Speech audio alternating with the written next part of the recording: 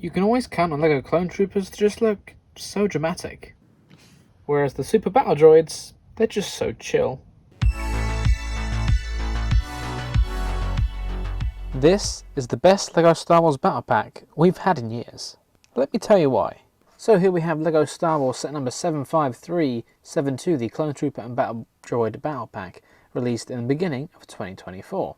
It comes with 1 Clone Shock Trooper, 3 regular Clone Troopers, 2 Battle Droids and 3 Super Battle Droids, which we haven't seen in years. You're as beautiful as the day I lost you. And as you can see on the box, you got a picture of the 332nd Clone Trooper on there, interesting choice, with a really nice box art display. I really like the scene they've set up here. Lots going on, and it really kind of emphasises everything that's included, which is quite a lot. And then on the back of the box just shows more of the same with some play features and some different storytelling scenes. And I love the funny scenes like this with the battle droids, they're just so funny.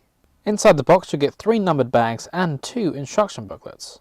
With the first bag you put together the speeder bike and the clone troopers. In the second bag you put together your battle droids and super battle droids. And in the third bag you put together your tri-droid. Another quick thing to note is that if you're a LEGO Insider, scan the QR code on the instruction booklet here with the LEGO Builder app and you can earn 20 Insider points just by doing that.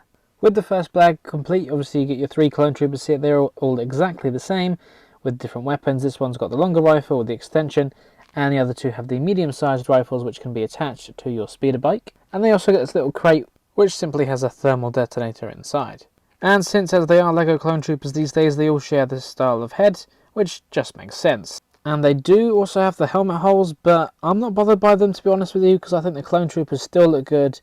And it allows for accessories to be attached, although there aren't any included in this set, but it doesn't mean they're compatible with your other clone troopers in your modern army. As for the speeder bike here, I think it just looks absolutely perfect for what it's trying to be. It's small, it's compact, you can fit 2 minifigures on there, attach your weapons, it's got stud shooters on the side as well. And speaking as someone who's relatively new to LEGO Star Wars, this just feels so good to me. You know, I've seen pictures of classic sets from 10-15 years ago, and this feels like something that would fit in from what many would consider to be the golden age of LEGO Star Wars. And I'll be honest with you, when I first saw the picture of it on the box, I thought, oh, it looks a little bit short, a little bit stubby and blocky and just kind of old-fashioned, but seeing it in person, I'm very impressed and I do really quite like it. And then with the second bag complete, we get our Shock Trooper and our Battle Droids and Super Battle Droids, which obviously this set marks their return because they've been gone for so long. And these new molds are definitely new and improved. When I was putting them together, I almost had to force the parts to click together. It's that strong of a connection, and I don't think they're going to break anytime soon, unlike the old ones. We also get this little turret station here, which does have a stud shooter on top. You can turn it side to side. It is angled slightly up, and there's also a couple of clips for minifigure accessories, so perhaps you could put your droids blasters on there. And what's this lurking in the background? Of course, it's the Star Speeder with another battle droid on there as well. No stud shooters on it, surprisingly, but they do have these megaphones which are kind of iconic and just remind me of the classic weapons they used to use for LEGO Star Wars. And it's really nice how they managed to lift it off the ground using these clear elements here just to give it a nice little stand, which obviously you're supposed to pretend isn't there, just to give it that flying effect, which is really cool.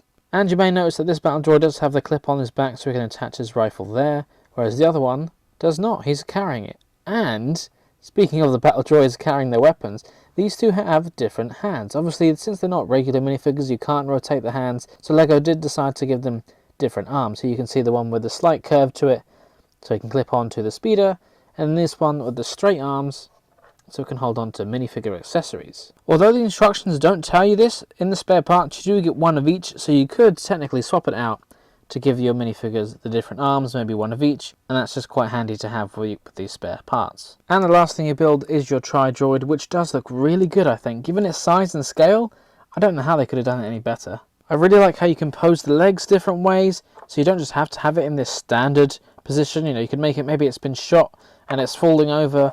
You know, you can really mess around and play with that, which is pretty cool. The top can spin, although it is a little bit stiff. It's not the loosest connection. It's not going to fall off or anything. But you couldn't just spin it and let it spin freely. That's just not going to happen. It does have the flick-fire missiles on here, which I don't think people expected to see, because it's kind of old school for LEGO. They don't really do that anymore. There is no stud shooters on this, which again kind of surprises me, because they put them on the speeder bike. So you would have thought they would find a way to put them on here, because LEGO do love their stud shooters. But you can just flick those off. You know what they're like, classic old school LEGO. And you can take the top off for some interior detail. That is a nice surprise and a really nice piece. As for the spare parts, nothing too exciting apart from another one of those mini blasters and thermal detonators, the spare droid arms, and a bunch of studs for your stud shooters, represented by the light blue tiles there. Otherwise, the rest of it, all pretty common. And when you put everything all together, it just falls right into place, doesn't it? I mean, these easily could have been 2 separate sets. You know, you could have done a Clone Troopers pack and a Battle Droids pack, which would have been fine.